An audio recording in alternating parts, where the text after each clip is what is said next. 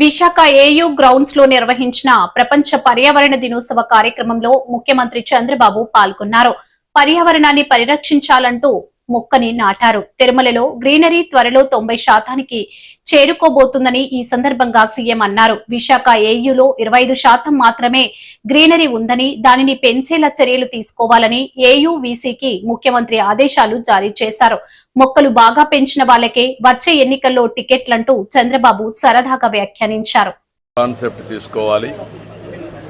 100 సంవత్సరాల చరిత్ర కలిగిన యూనివర్సిటీ, ఒక హిస్టారికల్ యూనివర్సిటీ, నాలెడ్జ్ ఉండే యూనివర్సిటీ, ఎంతోమందిని బ్రహ్మాండమైన నాయకుల్ని తయారు చేశారు. రాజకీయ నాయకుల్ని, ఆంటర్ప్రెన్యూర్స్ని అండ్ ఆల్సో అకాడమిక్గా లీడర్స్ తయారు చేశారు.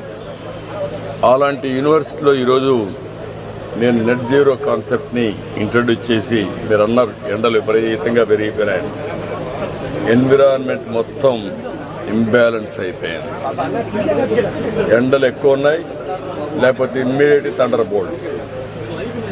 ఇది వాతావరణం యొక్క మార్పుల వల్ల ఇవన్నీ జరుగుతున్నాయి. దీనిపైన అందరం శ్రద్ధ పెట్టాల్సిన అవసరం ఉంది.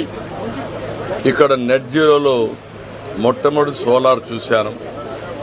కరెంటు మనమే ఉత్పత్తి చేసుకోవాలి, చాలా అవకాశాలు ఉన్నాయి.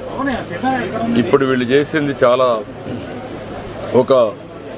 1,16,235 KWH చేశారు. 5,18,000 రూపాయలు వీళ్ళు కొంత సేవింగ్ అవుతుంది.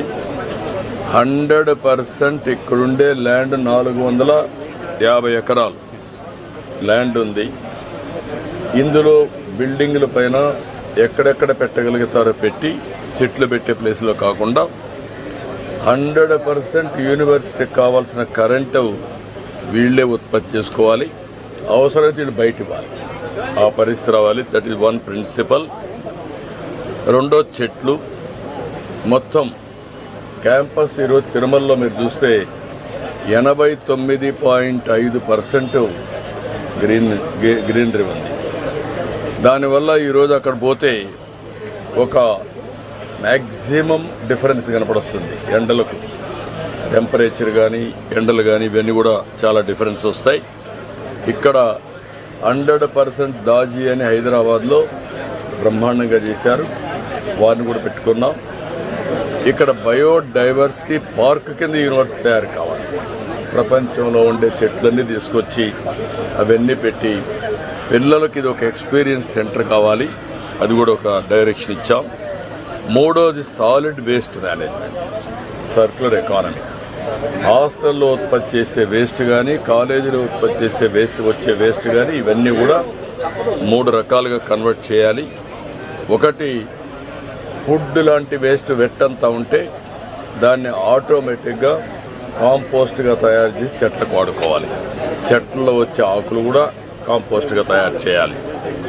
2, దాంట్లో వచ్చే వేస్ట్ అంతా కూడా ఒకవేళ అవసరమైతే బయోగ్యాస్ కూడా తయారు చేసుకోగలిగితే అది కూడా తయారు చేసుకుని కుకింగ్కి వాడుకుంటాం.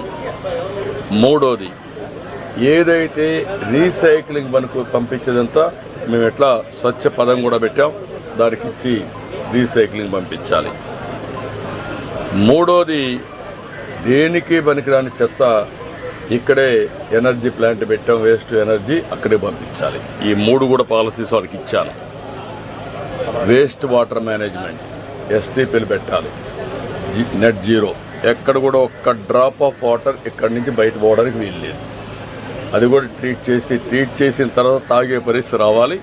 కనీసం తాగడానికి స్టిగ్మా ఉంటే కనీసం దాన్ని చెట్లకు వాడుకుని చెట్లకు పెట్టే పరిస్థితి రావాలి. అది కూడా క్లియర్గా చెప్పాం.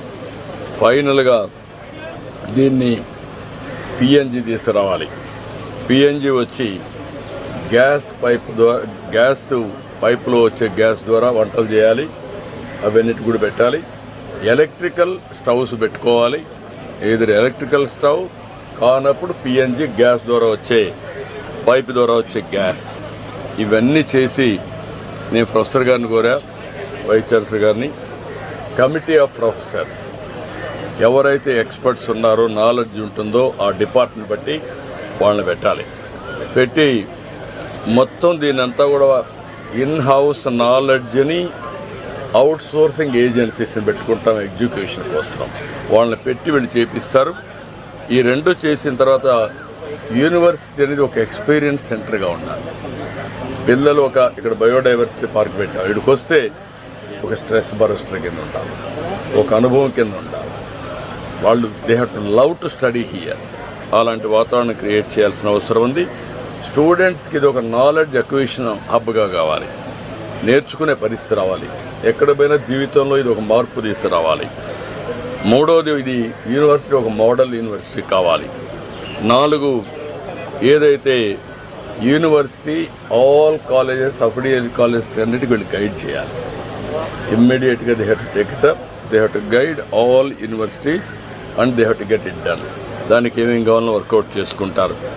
ఇంకొక పక్కన top 3 universities in the world నాలెడ్జ్లో లేకపోతే టాప్ 10 or 20లో పెట్టుకొని ఆ స్థాయికి యూనివర్సిటీ చేరాలి.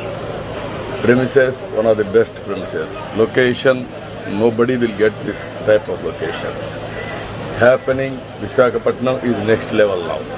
ఇవన్నీ వచ్చినప్పుడు యూనివర్సిటీ కూడా ఆ స్టేజ్కి వెళ్ళాల్సిన అవసరం ఉంది. ఒక బ్లూ ప్రింట్ తయారు చేస్తారు. అవసరమైతే ప్రతి ఒక్క స్టూడెంట్ కూడా యాక్షన్ ప్లాన్లో భాగస్వాములు కావాలి.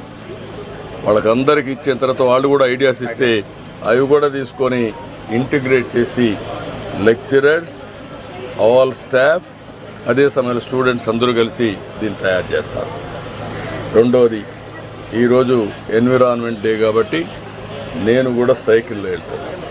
మళ్ళీ సైకిల్లోనే వస్తాను. ఈరోజు మొదటి ప్రారంభం అందరికీ చెప్పాను, హీర్ ఆఫ్టర్ వర్డ్స్ వీలైనంత వరకు సైకిల్లో తిరిగితే ఏదో ఫోటోల కోసం కాదు, అది ఒక అలవాటు కావాలి, వే ఆఫ్ లైఫ్ కావాలి.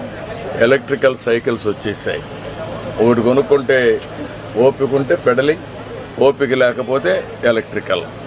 రెండోది, దీనివల్ల మీకు అడ్వాంటేజ్ ఏంటంటే ఎక్సర్సైజ్, ఫిట్నెస్ పర్ఫెక్ట్గా ఉంటుంది. ఇక్కడ విశాఖపట్నంలో కూడా ఈ సిటీలో వాకింగ్ పాత్ కూడా తయారు చేస్తాం, సైక్లింగ్ పాత్స్.